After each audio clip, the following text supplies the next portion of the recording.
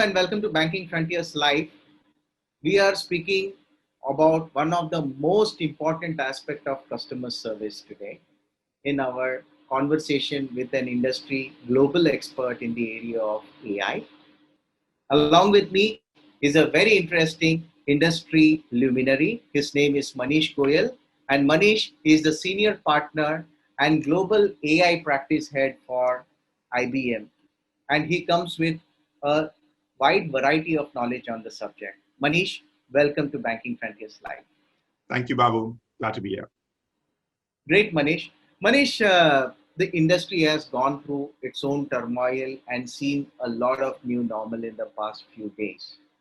What do you think are the recent trends that have been uh, viewed by most of these organizations and how they have been going about it globally? So banks had to shut down their branches, right? At the same time, they were in charge of deploying a lot of government initiatives, whether it be, deferring loans or other initiatives that the governments were putting in place, right? And so at the same time that they had to shut down their branches, their contact centers were shut down, and they were scrambling to get agents working from home or associates working from home. Call volumes were going up, right? More than normal. And so this created sort of a perfect storm of problems for a lot of banking customers, right? And really stressed everyone's business continuity plans. A couple of things that successful um, you know banks in the industry across the globe were able to do, right? One was obviously the first thing was to get working from home, right? And those who had either cloud contact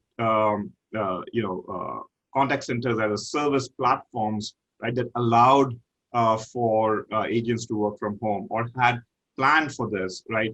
They were able to get that capability up and running, right, and continue to serve customers. The other was, who had been able to or had already deployed virtual agents that allowed for a lot of questions that customers were having, because a lot of the questions that were coming in, the phone calls that were coming in, were about, what is this new program that the government has laid out, right? How do I avail of it? They were more sort of just, FAQ kind of questions, right? It wasn't a transaction that had to be done, but they were just questions, but it was overwhelming the contact center, right? So if you had a virtual agent, right, whether it was digital or in the channel, that answered those questions, that allowed customers to self-serve, that was very beneficial, right? Again, it offloaded the volume that was coming in and freed up the agents to deal with more complex issues for their customers. So, and I think the third thing was the shift from the voice into a messaging channel. But if you're in chat, right? If I'm the agent and I'm chatting with you, Babu, right? None of that comes into play, right? And not only that, I can serve you and I can probably serve two other customers simultaneously. So these are also the part pieces of what banks who really were able to very quickly respond to that the situation were able to do that. So, Manish, COVID has been a surprise attack for everybody. Yep. At the same time, AI has come as a great savior in many ways. Can you cite some very interesting examples on how AI has been beautifully integrated into the entire framework? So I'll take a couple of examples, right? One is Bradesco, which is one of the largest banks in Brazil, right? And we've been on a journey with them for over 5 years now, as they have started, layering in automation AI across their banking operations, right? And this is both empowering their own staff and associates, right, to be able to answer questions better, right, and to provide better information to their clients, and rolling it out directly to the customers for self-service as well. And they started internally, they vetted AI out, then they took the same thing, made it available to their customers, made it available to their customers through their app called BIA, but they also made it available on WhatsApp, on Facebook Messenger, etc. Right? So any channel that you wanted to interact with the bank, it was available for that. And then they took the same AI and the learnings of that, right, and applied it to their contact center IVR as well, right? So now you have a voice virtual agent handling questions at the time.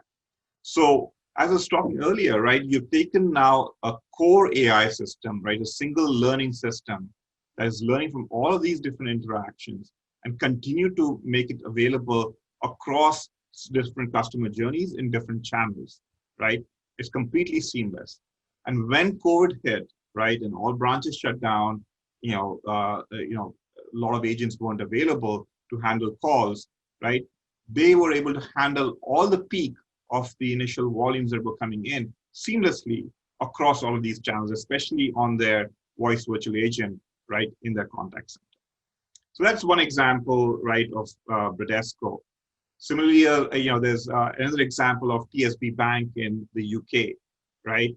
You know, overnight, all the agents working from home, right? Within 48 hours, we got them set up with a messaging channel through our partner LivePerson, right? And there are 300 agents now working from home in messaging, serving client queries, right? And then they transformed and they use this event to completely change how they're going to move forward, right? With the adoption of digital forms, which we are helping them with, right? So now they're using Adobe Form and taking out paper.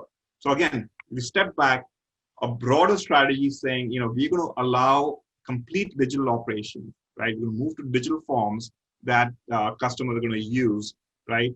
And remove paper, right? Which then allows for a lot of automation of those forms in the backend. People are really looking at remote branches and remote location working.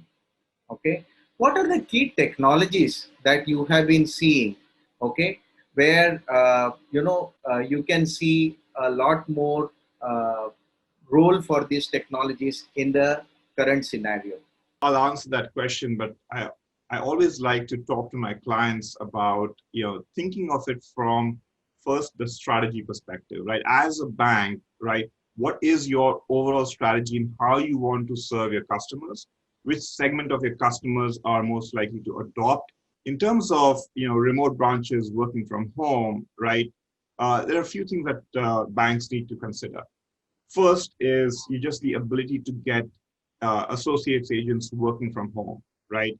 Typically, that requires a cloud-based contact center as a service platform on which you can, base this, right? So that agents can work from home with, soft phones, with a web-based browser-based desktop environment for themselves, right? With connections back into all of the systems of records so that they can serve and answer queries for their clients.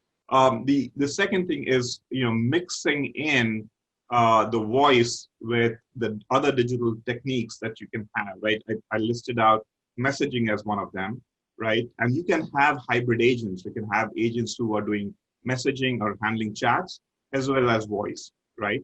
Or you could have separate pools of agents who do one or the other, right? One other thing that a lot of our successful banks, right, like a Bradesco or Credit Mutual, right, and others are doing really well is agent assist, right? Using AI analytics to support the agent, right, in real time as they're having a conversation with the client, right? And being able to serve up answers faster so that the experience for the customer is excellent, right? They feel that they're talking to somebody really who understands them, right? And resolves that query. Ultimately, there also needs to be a physical touch, because ultimately the end customer is always not very comfortable speaking to a bot. So how this blend can be made possible? A, to bring in personalization. B, to bring in the kind of automation that is required where necessary. And C, to deliver it physically wherever possible. We are right now living through an age where being able to personalize the service is actually very possible because of the amount of data that is available about our clients, right, to the banks, and the technology that is available to actually look at the data and make the inferences, provide the insight, right, for that personalization, right? So I think if the banks and institutions, right, banks, insurance, any industry really, right, who can actually harvest that data, right, it's a gold mine to personalize that experience, right, you can achieve a lot. But I would also flip the thing as to, right, how do you do this, etc. It all starts from the customer in, right, and understanding the experience that, from a strategy perspective, you want to deliver for each and every one of your customer segments, right? And so you want to start with that as the top, right, as a main, right, for a customer, for a journey that they're going to go through with the bank, right? Maybe, it's an insurance company and you want to look at the claims, workflow, right?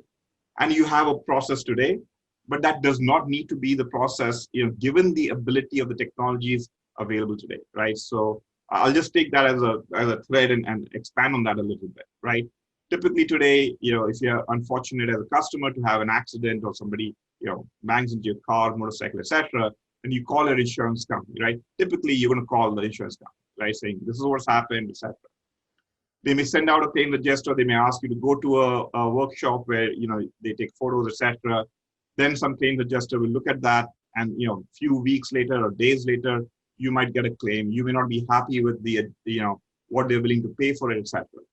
But now, if you think about that entire customer journey, right, and all of the friction points in that, right, you can imagine a completely digital journey for this, where you can actually settle a lot of these kind of claims, right, within minutes, right? Everybody has a phone with a camera now, right? So, as a customer, they can take the picture, right, through your digital app, through your website. You can offer them to be able to upload those pictures, right?